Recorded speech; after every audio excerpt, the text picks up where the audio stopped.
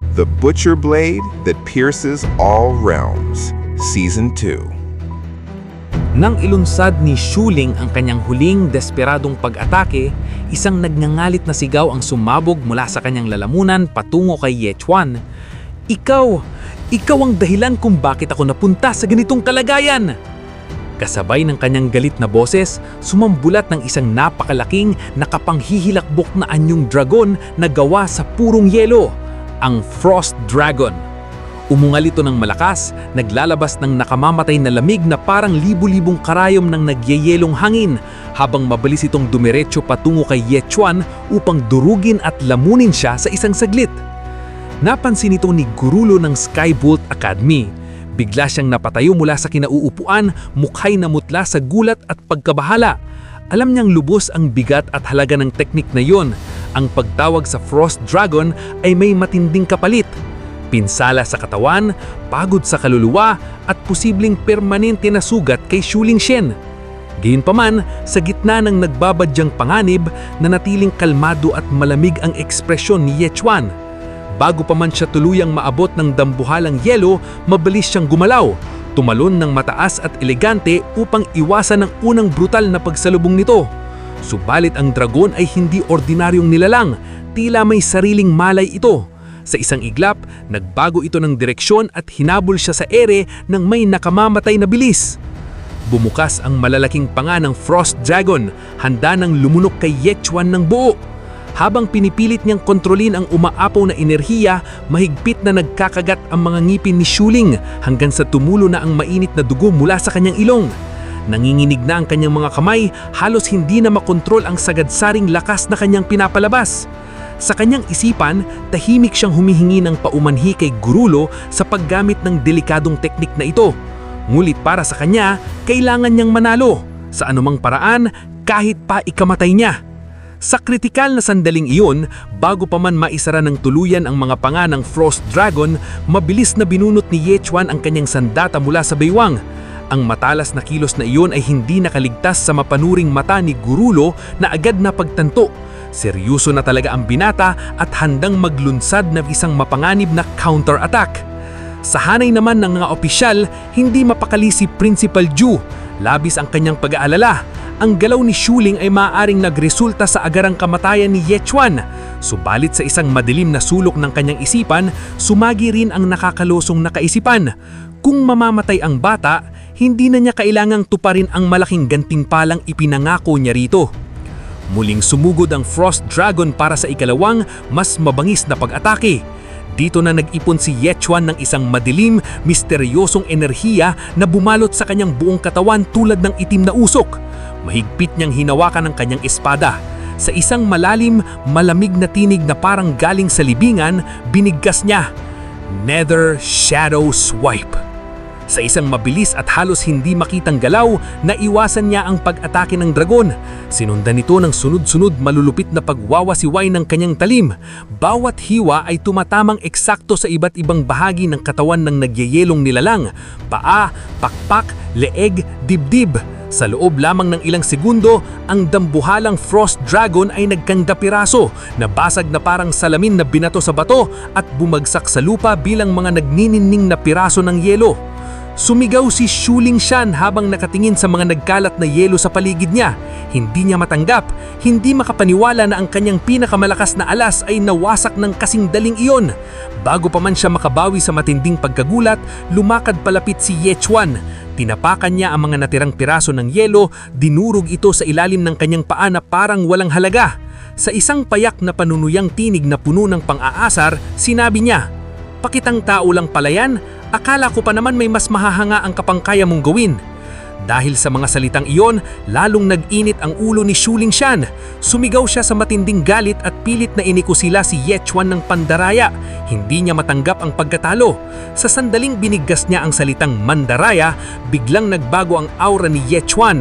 Nagdilim ang kanyang mukha, nagliwanag ang mapulang kulay ng kanyang mga mata at naglabas ng isang mabigat, nakakasuffocate na presensya na parang biglang bumigat na ang hangin sa buong arena.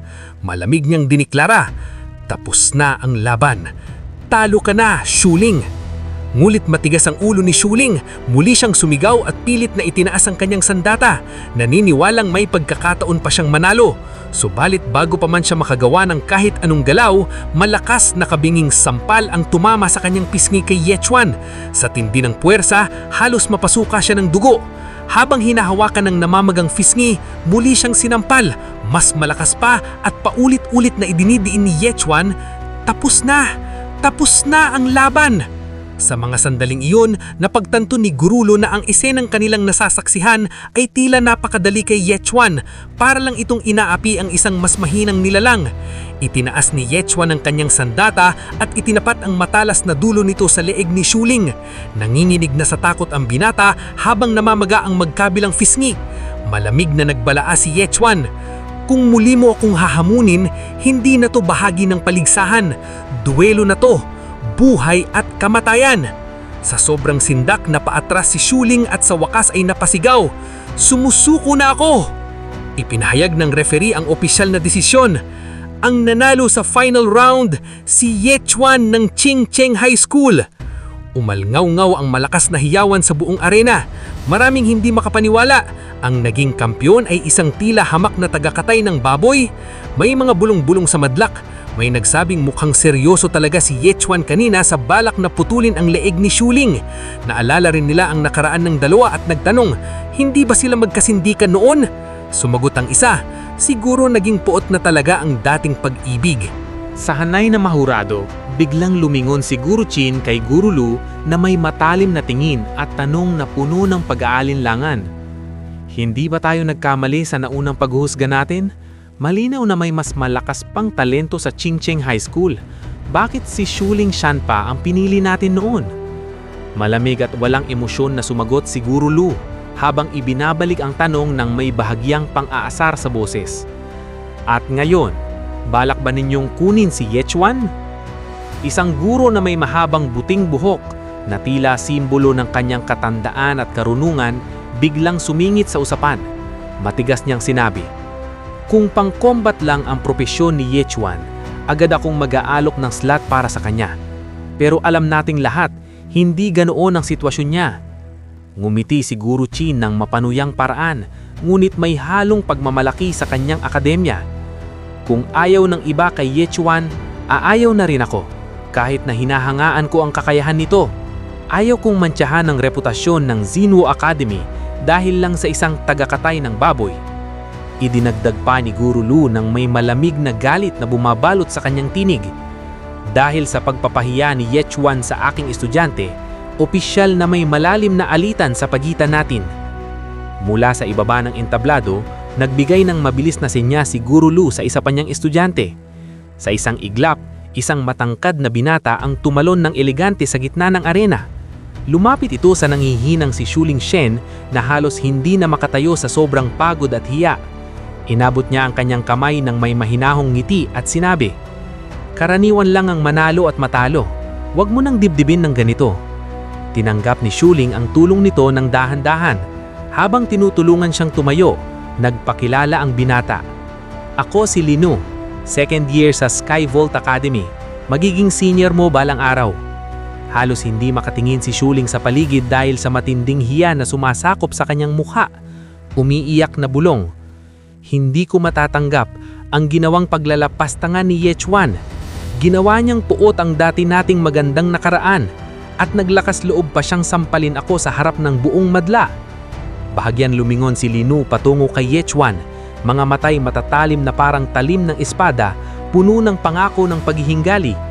Malamig niyang sinabi, "Ipaparamdam ko sa kanya ang tunay na kahihinatnan ng sino mang mangangahas na lapastangan ng isang miyembro ng Skyvolt Academy."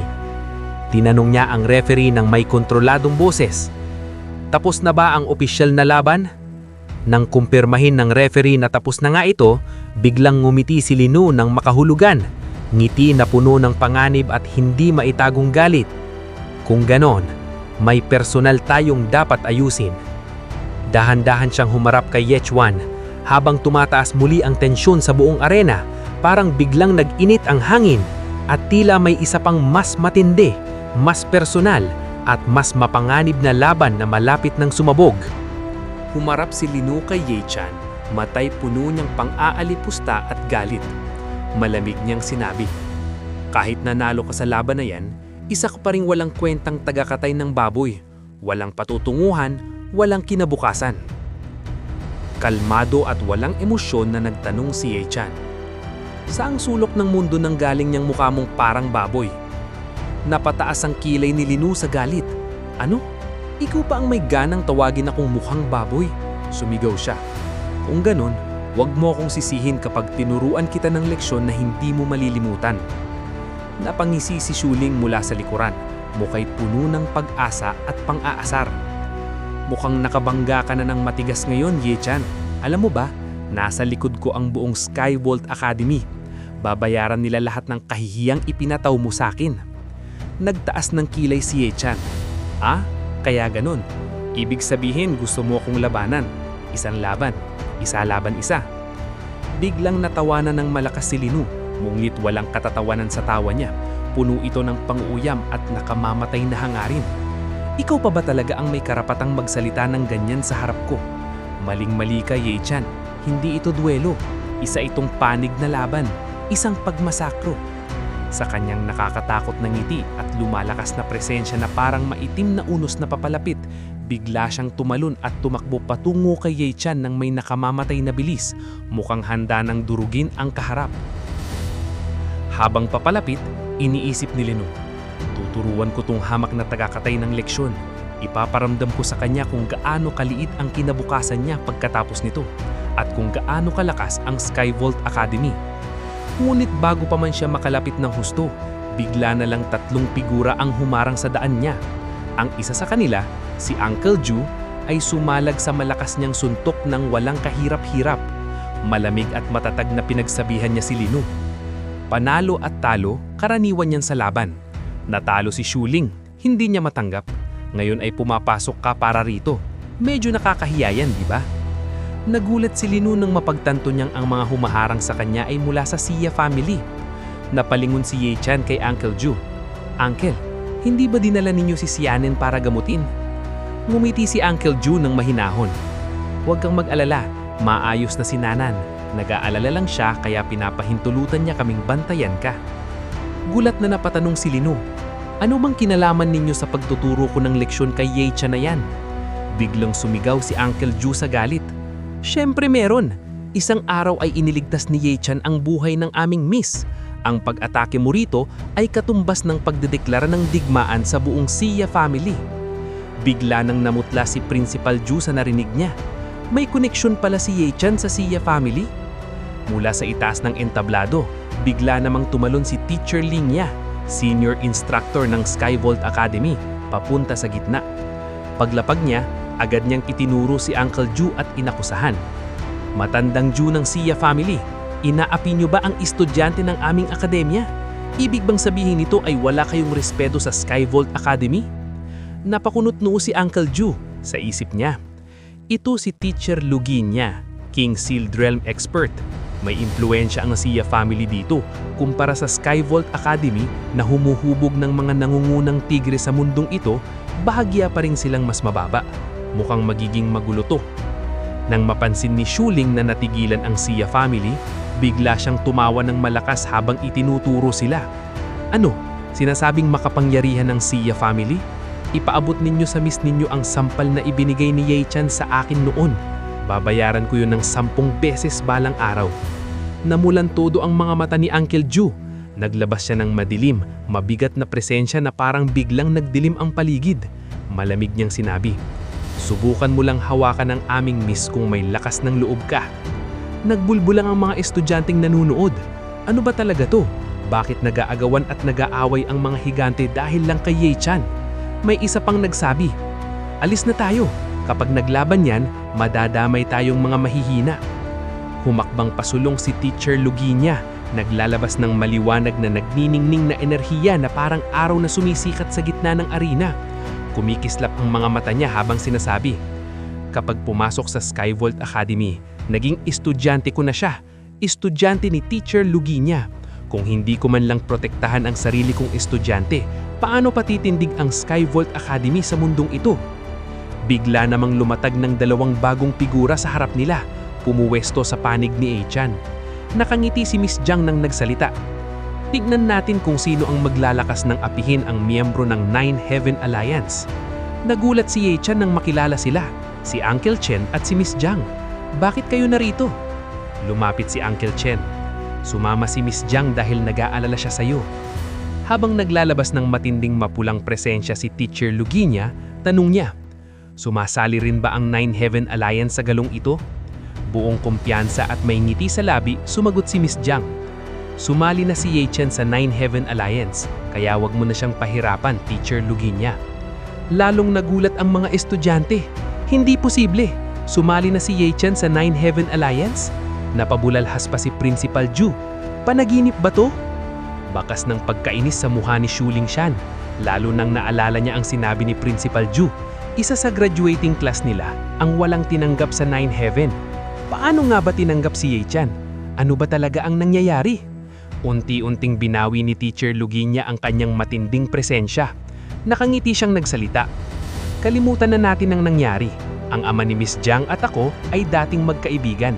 Alang-alang sa kanya, palalagpasin natin ito. Ngumiti rin si Miss Jiang. Kung ganun, magpapasalamat ako sa ngalan ng aking ama, Teacher Luginia. Agad siyang lumingon kay Ye-chang. Tara na, umalis na tayo. Humingi naman ng paumanhin siya si Shuling kay Teacher Luginia. Napahiya ko po kayo. Pero seryoso siyang sinabihan nito. Sa talento mo, bakit ka kakapit sa pansamantalang panalo o pagkatalo? Kapag ang tigre ay natalo ng asong bahay noong bata pa siya, sumusuko ba siya sa sarili niya? Kapag lumaki ang tigre, uungal yan sa kabundukan bilang hari ng mga hayop, habang ang asong bahay ay nananatili lang bantay. Dahil sa mga salitang iyon, mabilis nang yumuko si Shuling at nagpasalamat. Naiintindihan ko na po, teacher. Pagkatapos, bigla niyang kinuha ang kanyang espada at itinuro ito kay Ye-chan. Malakas niyang tinawag, Ye-chan, natatalo man ako ngayon, hindi dahil sa iyo. Natalo ako sa sarili kong pangmamaliit at pangmamata sa sarili. 1 taon mula ngayon, babalik ako sa Qingchen para hanapin ka. At sa oras na iyon, kailangan mo akong labanan ulit. May lakas ka bang loob na tanggapin ng hamon ko? Nagulat sina Uncle Chen at Miss Jiang nang makita ang tahimik na ekspresyon ni Ye-chan. Ngulit nang bahagya siyang lumingon kay Shuling, ipinakita niya ang kanyang nakakatakot na ngiti at malamig na sinabi, kung iyon ang iyong nais, tatanggapin ko ang hamon mo.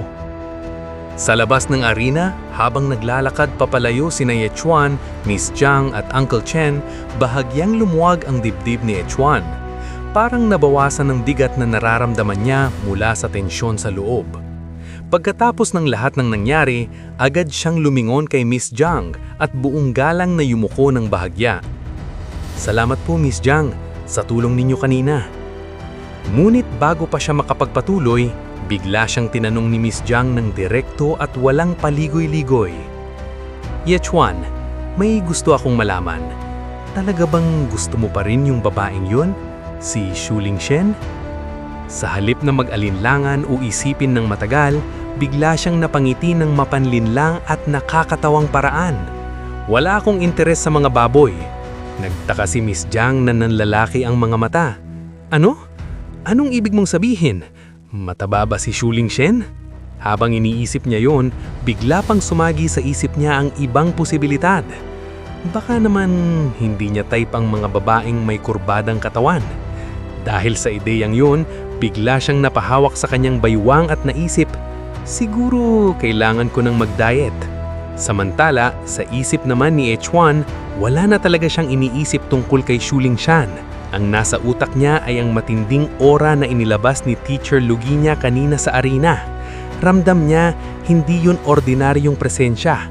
Kung sakaling maglaban sila balang araw, pakiramdam niya ay hindi basta-basta matatalo ang babaeng yon. Napakalalim at nakakatakot ng kapangyarihan na naramdaman niya roon.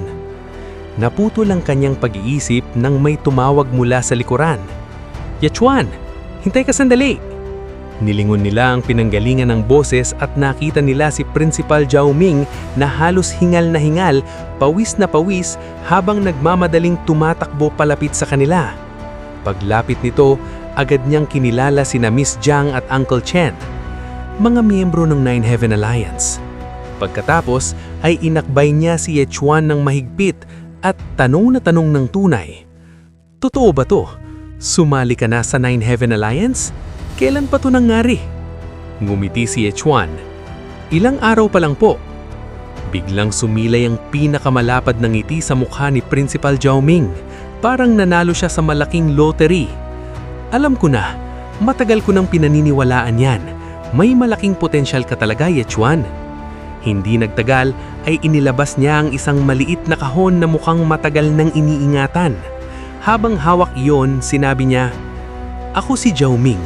Tao akong laging tumutupad sa pangako. Ito ang storage spirit weapon na ipinangako ko sa iyo noon." Dahan-dahan niyang binuksan ang kahon at mula roon ay lumitaw ang isang nagniningning na realm wristband na puno ng misteryosong enerhiya. Nang makita yun ni Uncle Chen, agad siyang napatingin kay Principal Zhao Ming nang may halong pagkamangha at pagdududa. Mula kailan ka pa naging handang magbigay ng ganito kagandang bagay? Nakangiti sulagot ang prinsipal. Si Yechuan ay talentong ako mismo ang nag-alaga. Natural lang na tratuhin ko ng maayos ang sarili kong estudyante. Agad na isinuot ni Yechuan ang glow-in-the-dark realm wristband. Habang sinusuri niya ito, nakita niya ang malawak na inventory space sa loob at doon din niya napansin ang dalawang money bag na nakaimbak na parang naghihintay lang sa kanya. Ipinaliwanag ni Principal Zhao Ming, "Napakalaki ng spasyo rito. Kahit anong bagay, mailalagay mo sa loob at ilalabas mo anumang oras na gusto mo." Sinubukan agad ni Yechuan. Pinindot niya ang isang money bag at sa isang iglap, lumitaw ito sa kanyang kamay. Pagkatapos ay ibinalit niya ulit sa storage ng kasing dali. Dagdag pa ng prinsipal, "Yung dalawang bag ng pera sa loob, yan ang 50,000 na gantimpala na ipinangako ko sa iyo. Itago mo sa wristband at ilabas mo kapag kailangan mo." Buong galang na yumuko si Yechuan. "Maraming salamat po, prinsipal." Ngunit agad siyang pinigilan nito. "Huwag mo nang banggitin yan. Para sa akin, ang pagkakaroon ng estudyanteng sumali sa Nine Heaven Alliance ay pinakamalaking karangalan para sa Ching Cheng Academy." Malumanin ang sinabi kina Miss Zhang at Uncle Chen. "Mula ngayon, ipinagkakatiwala ko na sa inyo si Yechuan." Dagdag pa niya, "Magpapatuloy ako sa paglilinang ng mas maraming mahuhusay na estudyante para balang araw ay may maipadala rin tayo sa Nine Heaven Alliance." Ngumiti si Miss Zhang at nagpasalamat. "Nagmamadali po kami, prinsipal. Mauuna na po kami." Habang naglalakad sila papalayo, biglang sumigaw mula sa likuran si Principal Zhao Ming, "Yechuan, kapag nakilala mo ang Alliance Master ng Nine Heaven Alliance, huwag mong kalimutang magsabi ng magandang salita tungkol sa akin, ha?" Hindi nagtagal ay nakarating sila sa gusali ng Nine Heaven Alliance. Pagpasok doon, sinabi ni Miss Zhang, "May 3 linggo pa bago nating harapin ang Flame Blade King. Anong black mo sa natitirang oras na yan, Yechuan?" Sumagot si Yechuan ng direkto, "Gusto ko pong kumuha ng ilang misyon para makakuha ng contribution points." Agad na natuwa si Uncle Chen. "Magaling talaga tong bata. Maaga pa lang iniisip na ang contribution points." Dagdag pa niya, "Sasama ako sa iyo para kumuha tayo ng high difficulty missions." Ngunit agad siyang pinigilan ni Yechuan. "Hindi po, gusto kong gawin ito mag-isa. Gusto kong mag-level up ng solo." Habang pinagmamasdan nila, napaisip si Miss Zhang, "Akala ko sasabihin niyang sasama sila sa amin, pero mukhang gusto niyang maging lone wolf." Gayunpaman, ngumiti siya. Ayos lang sa kanya yon. Ang pagkukumpleto ng misyon mag-isa ay pinakamahalagang pagsubok at pagsasanay para sa sino mang gustong maging tunay na malakas. Lumapit si Miss Zhang kay Yechuan. "Sige, pwede kang kumilos mag-isa, pero siguraduhing mananatili kang ligtas." Tumango si Yechuan bilang sagot. Lumipat ang esena sa Mission Center. Nakatayo si Yechuan sa malaking glowing screen, maingat na pinag-aaralan ng mga available na misyon. Sa huli, pinili niya ang isang 2-star mission, manghuli ng giant armored crocodile lion at ibalik ang bangkay nito ng buo. Gantimpala, 1,500 contribution points. Nang pinili niya ito, lumabas agad ang system notification. 2-star mission accepted. Giant Armored Crocodile Lion Hunt. Kasabay nito, lumitaw sa mapa ang eksaktong lokasyon ng target. Agad din siyang nag-imbak ng pagkain at supply sa loob ng kanyang glowing realm wristband. Lalong niyang napagtanto kung gaano kahanga-hanga at convenient ang item na yon. Kagabi, nagsimula na siyang magtungo sa lugar ng mission. Habang naglalakad sa madilim na daan, napaisip siya, bakit ba napakahirap bigkasin ng Giant Armored Crocodile Lion? Ngulit sa kabila nito, nagpakita siya ng kumpiyansang ngiti. Inilabas niya ang madilim na lilang aura na bumabalot sa kanyang katawan at mahinang sinabi, "Papunta na ako sa iyo." Samantala, mula sa likuran, nagtatago sa mga kakahuyan ay may dalawang lalaking palihim na sumusunod sa kanya. Inireport nila sa kanilang communicator. "Lord Lee, umalis na si H1 sa Nine Heaven Alliance at lumabas ng lungsod ng mag-isa." Nang marinig ito, bahagyang ngumiti si Lord Lee sa dilim. Iyon ang batang matagal ko nang hinihintay. Sa wakas, nagpakita na rin siya. Habang papalalim ng papalalim si H1 sa kagubatan, bigla siyang nakaramdam ng matinding antok.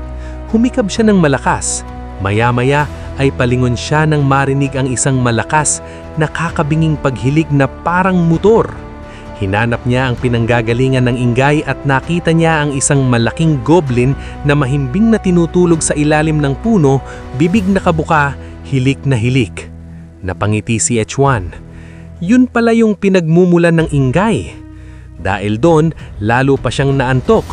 Humihikab siya ng paulit-ulit habang naglalakad. At sa wakas, biniruan niyang inihiga ang sarili sa tabi ng goblin. "Pwede bang matulog ako dito sa tabi mo, pare?" Dito nagtatapos ang kabanata. Abangan ng mas nakakakilig at nakakakilabot na susunod na yugto. Huwag kalimutang mag-like, mag-share, mag-subscribe at i-click ang notification bell para lagi kayong updated sa mga bagong uploads. Kung nagustuhan mo ang mga video na ito ka-T-Recap, don't forget to leave a like and subscribe at i-hit mo na rin ang notification bell para updated ka sa mga bago pa natin mga video. Salamat at maasim na araw!